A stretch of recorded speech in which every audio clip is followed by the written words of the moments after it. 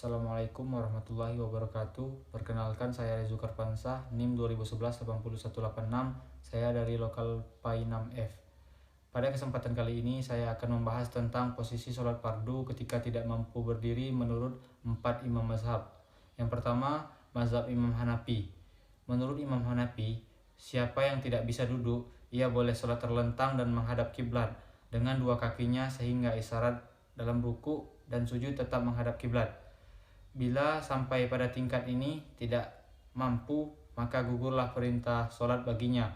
Hanya ia harus melaksanakannya atau mengkodonya bila telah sembuh dan hilang sesuatu yang menghalanginya. Dalilnya dari Imran bin Husain, ia berkata, "Aku dulu sakit bawasir, maka aku bertanya pada Nabi Muhammad SAW tentang pelaksanaan sholat. Maka beliau bersabda, sholatlah kamu dengan berdiri. Bila kamu tidak bisa, maka sholatlah dengan duduk. Bila kamu tidak bisa, maka sholatlah dengan berbaring." Hadis riwayat Ahmad wa Bukhari wa Abu Daud wa Tirmizi wa Ibnu Majah.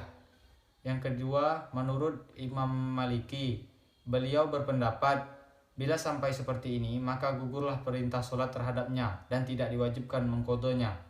Dalilnya, dan berdirilah untuk Allah dalam sholatmu dengan khusyuk. Quran Surah Al-Baqarah ayat 23. Yang ketiga, menurut Imam Syafi'i, dan bila tidak mampu miring ke kanan, maka menurut Imam Syafi'i, ia boleh sholat terlentang dan kepalanya menghadap ke kiblat. Bila tidak mampu juga, ia harus mengisyaratkan dengan kepalanya atau dengan kelopak matanya. Dan menurut Imam Syafi'i, sholat itu tidaklah gugur dalam keadaan apapun, maka bila tidak mampu mengisyaratkan dengan kelopak mata, maka ia harus sholat dengan hatinya, menggerakkan lisannya dengan zikir. Bila juga tidak mampu, ia harus menggerakkan hatinya dan menggambarkan sholat di dalam hatinya selama akal masih berfungsi.